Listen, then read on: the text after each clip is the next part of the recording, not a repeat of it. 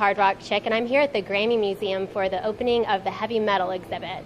I'm going to have you guys introduce yourselves. Sure. Kate Stubner. I am the Senior Manager of Education and the co-curator of Golden Gods, A History of Heavy Metal. Awesome.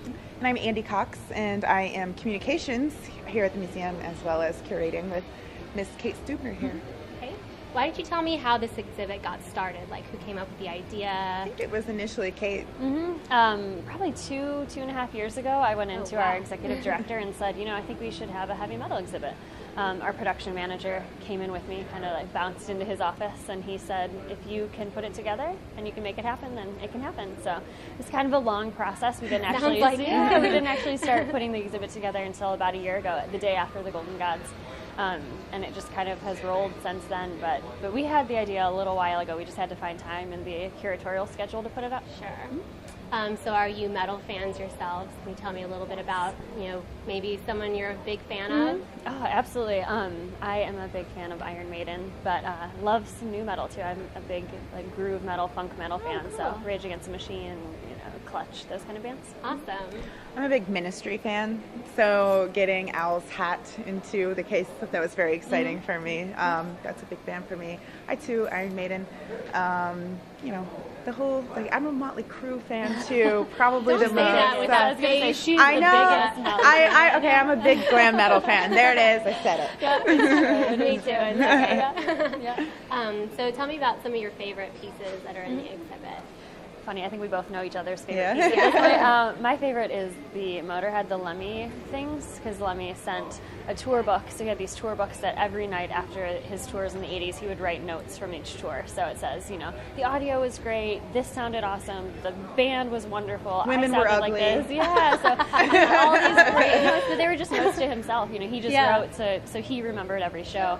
And then he also sent a market research book. So his record label had asked a marketing firm to kind of gauge the interest of a Motorhead compilation album in the early 80s, and so they had all these focus groups, and it's hysterical. They compare Motorhead to other bands, and they misspell Ozzy Osbourne's name when they're talking about Black Sabbath. It's just, it's fun to see it in that light, and when heavy metal was kind of coming from the underground and really, making its way into the mainstream. So. Yeah, it's a totally different side of Motorhead than most people would ever think of. Absolutely. Plus, market research is my real job. So I was like, what is that? How did they do that? Yeah. Would you like to be sent out for that one? I know, my dream job right there.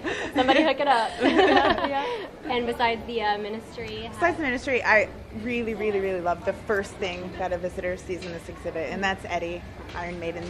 He's on most every Iron Maiden album cover. He's on every Iron Maiden stage. He's just a focal point for that band, and I love that we have him.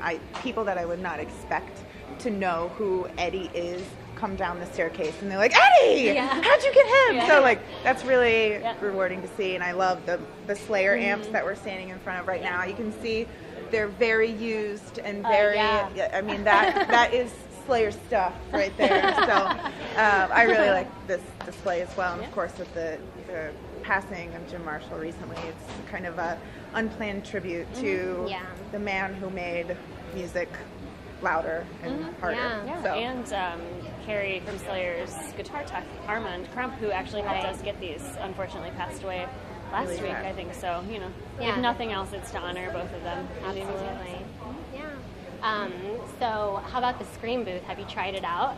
We were the testers of the Scream booth when we were doing it. So we were over there when Danny from Asking Alexandria was screaming. So it's been interesting. We had a big group of school kids in this morning, and they were actually lined up around the Scream booth, both watching everyone else and then taking turns going in. So some future metal stars, cite that as an influence maybe when they're on stage one day. I was going to say go in there. So it is soundproof, which is nice for our staff. Yeah, we were wondering that when we were in there. I hope they're not piping this out so people can hear. Did you try it yet? Oh, I did. And? I was awful. I'll keep writing about bands instead of being in them.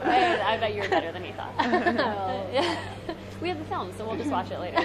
Sweet.